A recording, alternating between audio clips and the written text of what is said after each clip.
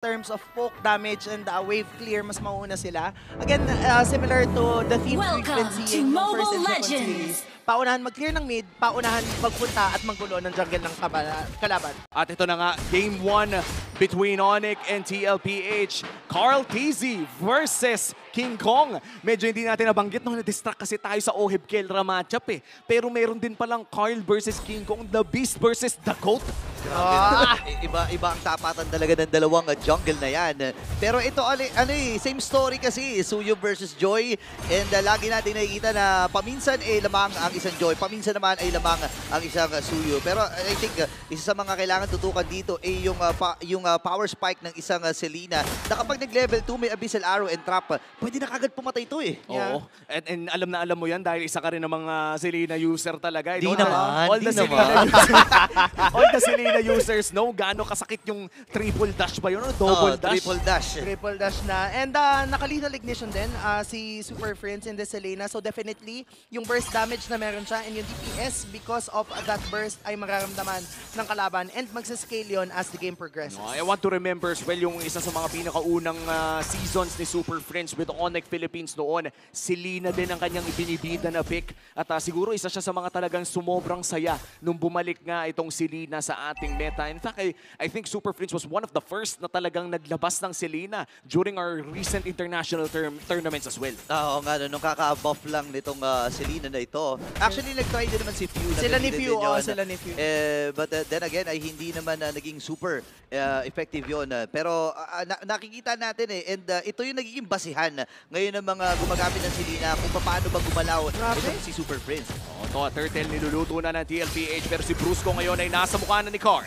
Ganda ng baba dito, nagamit din kagad ng Revitalize sa kabang. Si Carlito the Great pa rin makakuha ng pagong.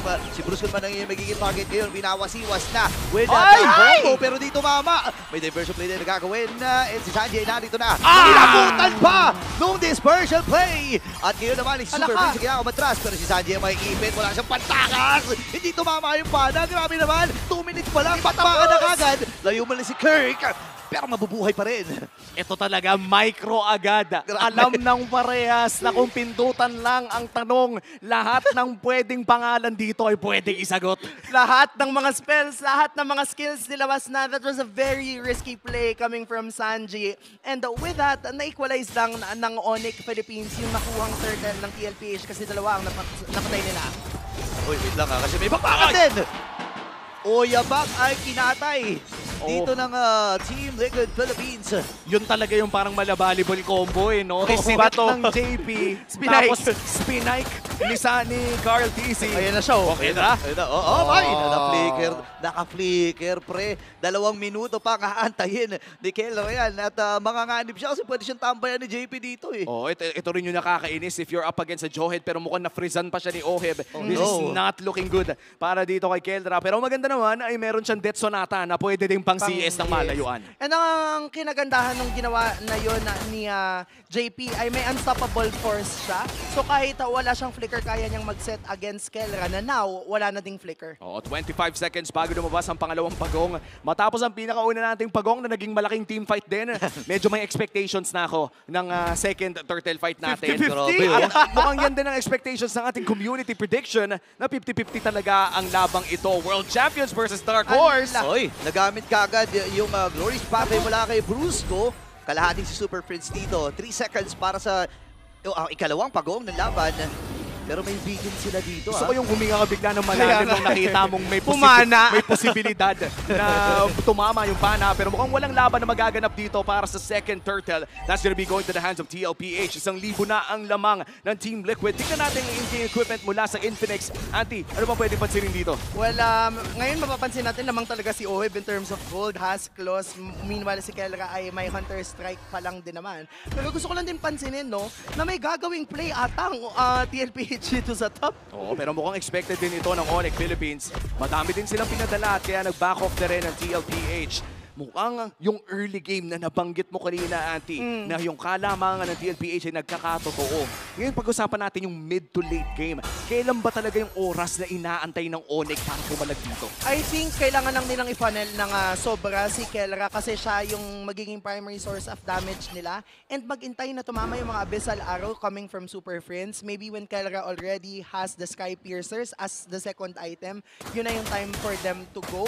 Kasi magsastock naman yung Rhapsody niya either way. At tignan na kung nasilip nyo nga ang ating BPI Gold Leaders, mukhang madaming ang pera si Oheb in-game. At hindi niya pwedeng sabihin na wala siyang pera dahil grabe ang alaga ni Daddy JP para sa kanya. naman! Grabe! Hindi na to pa. Para lang hindi makuha ng kalaban. Tapos mukhang siya pa yata o si Oheb yung nakakuha. Siya yung nakakuha, Siya. si Daddy JP yung nakakuha. Initcha niya tapos na smart missiles. Diversion play na gagawin sila dito. Kirk! Kirk! Ay, nakaganib! Andun kagad si Carlito! Oh my gosh, grabe yung bilis ng Team Liquid. At yung burst na nanggagaling din sa kanila ay kailangan na talagang respetuhin ng Onyx Philippines, pero mukhang gagawa din sila ng play. Hindi tatama ang pana ni Super Friends, kaya naman magbibigay na lamang ng espasyo ang Onyx Philippines. Oheb nagtatago sa zero bush, pero nandiyan na rin si JP para bigyan ang kabayo. Okay, tumama yung pana doon. Ang Summer Force, gamit na nga rin ni JP.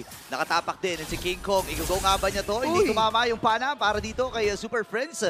At napigilan nila yung plano doon. Sa kabilang banda naman, nakabasag na si Sanford sa baba. At mukhang sakto din ito para sa Turtle Take. Si Carl TZ ang nakita ni Brusco pero pinalayas lamang niya sa Turtle Pit na iyon. Pero nagamit yung Glorious Pathway. Medyo matagal yung cooldown ng ultimate na iyon. 2 level gap din, ay 1 level gap na lang ngayon si Carl TZ against King Kong. So definitely in terms of Red 3 battle, mas malakas na nga yung sa Suyu because of the Soul Saver. Mas malakas pa dahil mas mataas yung level niya. Ngayon, niluluto na ito ng TLPH. Kirk na patalo na rin. Brusco doon sa likod. Okay, wala siyang Glorious Pathway dito. Nag-aantay Si na Oheb! lang ng Red 3. At si Carlito pa rin na magtatagumpay habang si Sanford dito ay nakaabante na! Ready ang Team Liquid Philippines sa mga bakbakan. Atras muna dito ang Sonics.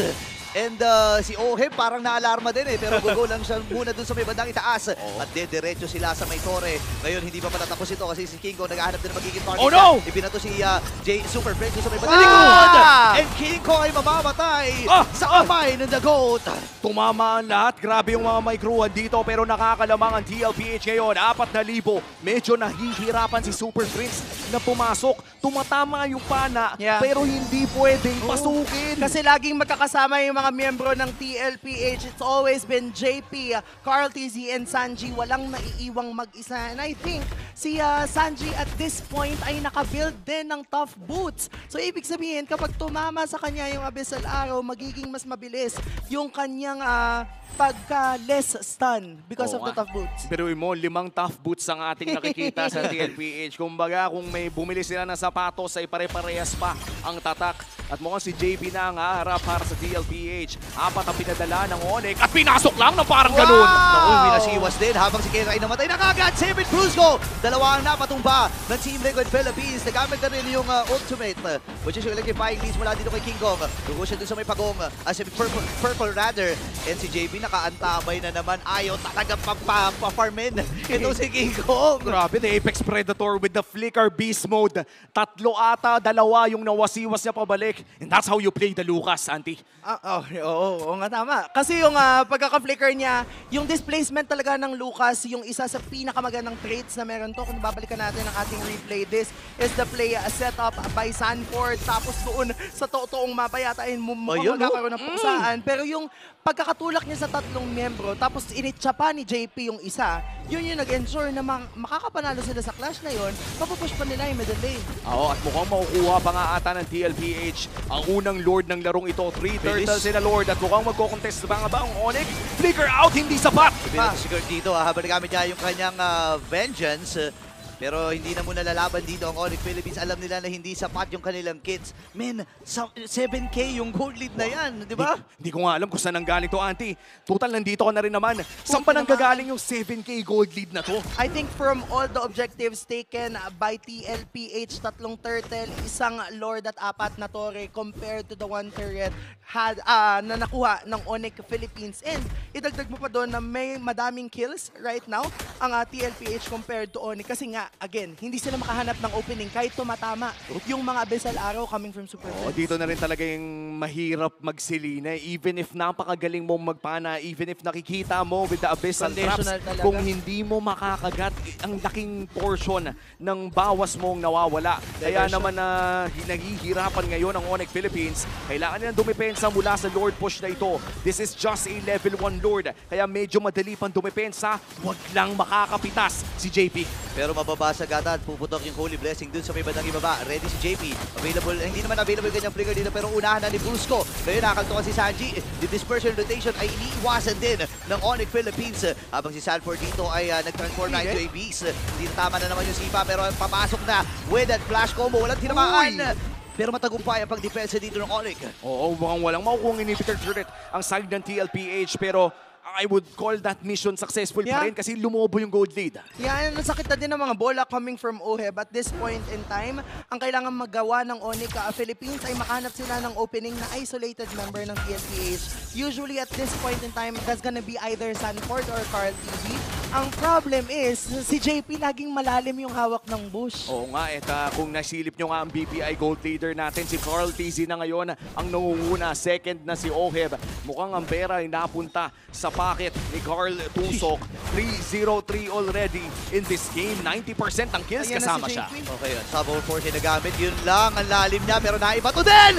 Yung rightest target, walang iba kundi si Kikong. Mamamatay din si Brusco ngayon. Takbuhan muna ang Onyx Philippines. Nagtatry si Super Praise na Uy! kapatid. Wow! Flicker din ay nagamit niya. Carlito with a double. And double up. Pwede ata nilang tapusin to ha. 20 segundos para dito kay King Kong, 15 para kay Brusco. Nirarush na nila ang Torre. It's a 4v2 scenario. Okay, ngayon nag-go lang dito ang Team Liquid Philippines. Ang sakit na mga bombs mula sa Team Liquid Philippines. At ready na ang tapusin ng Cavalry. Ang game number 1. Hindi na pinaabot ng isang dosenang minuto, 11 minutes in.